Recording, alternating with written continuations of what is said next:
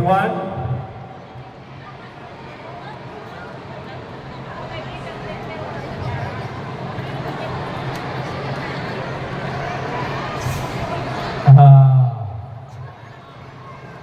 Anak ko, pag-resitar sa nato na may sa bukto. Even though he's not with us, Honorable Mayor Rosia Tales. Anak ko, Barangay Captain o Barangay Luceta, Alberto Lee. Di Barangay Kagawad o Barangay Libertad, Willie Celio. The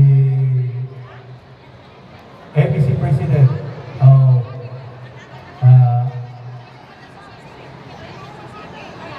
ABC President Joey Ardales, aton MSWDO, si Ma'am Amihan Jacobi, mga bisitas nga na sa presidential table, mga parents, mga barangay official na remind us the critical importance of safeguarding every child rights. Prevention is one of the keys to really ensure that our children are protected para hindi sila ma-abuso. Isa ngayon pagpalakas ng kapasidad ng mga magulang para alagaan yung kanilang mga anak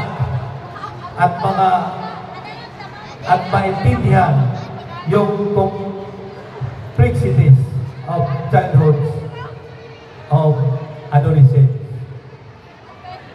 Nang sa ngayon ay matugunan ninyo ang mga pangangailangan ng ating mga anak at ma-prevent para hindi maabuso ang mga kabataan. One of them is to strengthen the capacity of the parents to take care of their children so they could address the needs of their children to protect from any form of abuse and exploitation. Kaya ang kaligtasan ng mga kabataan ay responsibilidad ng ating mga